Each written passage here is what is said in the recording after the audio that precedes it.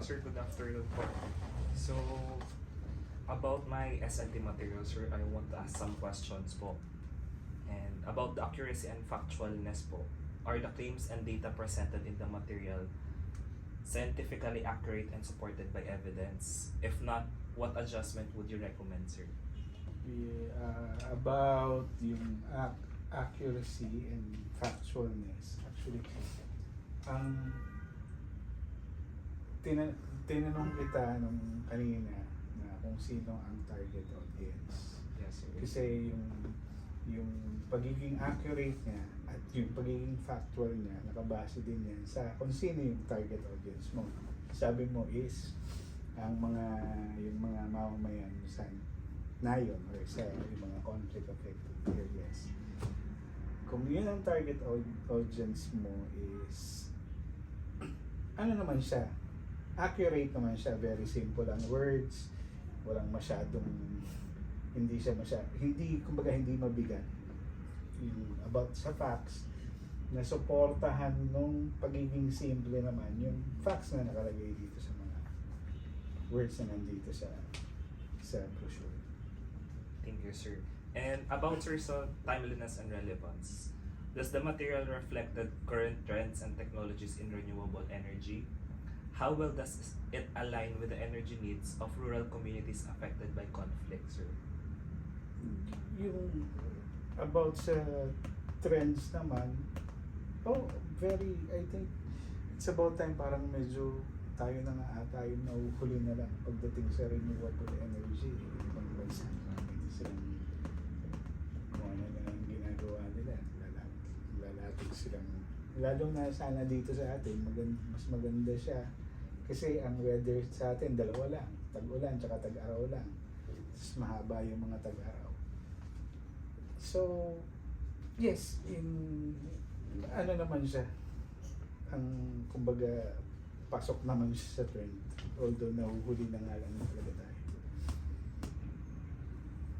But answering, sir, about the conflict-affected areas, sir, do you think it is relevant for them to have or to be informed about renewable energy technology, sir? Yes. Especially for them dun sa mga conflict affected areas, kasi may mga lugar pa rin na talagang walang kuryente. So kung ma-educate natin sila about the renewable energy at kung mapupunuan sana natin ng pamahalaan yung paglalagay ng mga yung mga renewable energy source, maganda talaga ang magiging epekto sa atin at sa kanila lalo. Yes, sir. And about sa clarity, sir, ng SNT material, is the language and presentation of the material accessible for non-technical audiences? And are there areas where simplification or clarification is needed?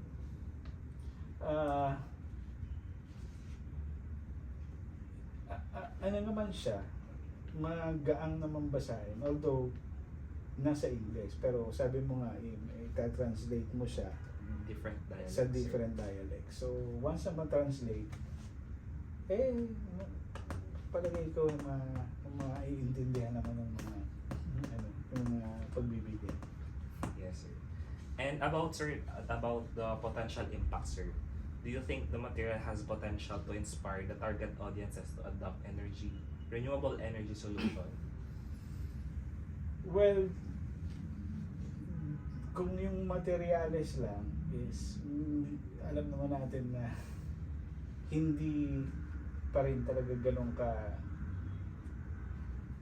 interesado or yung mga tao sa mga sanayon, pagbibigyan mo lang sila ng brochure or whatever. Kailangan mo pa rin ng meron kang magsasalita ka ron, meron kang presentation. Kumbaga, i-ano mo sila, kumbaga, ihikayatin mo sila na tsaka sa mas madaling, yung mas mabilis kasi silang makaintindi pag sinasabi, pag nandun, pag ine-explain.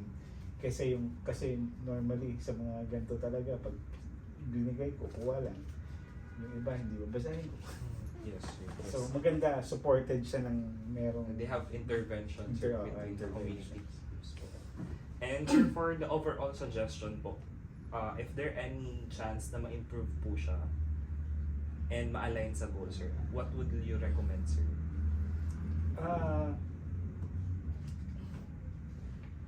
Kung makagawa ka ng dalawang materials, like isang ganito, tsaka isang, alam mo naman sa sa mga ganyang mas yung comics eh. Comics. Kung makagawa ka ng mga short comic strip na kalakip or kasama dito as mas mga short story ng ganito na nag-aano ng about sa solar panels or dyan sa pwedeng pagkuhanan ng mga mas nakakadagdag mas nakakadagdag Attention. Attention, When it comes to entertainment, sir. yeah. So, that would be all, sir. So, thank you so much for your time po. So, Thank you.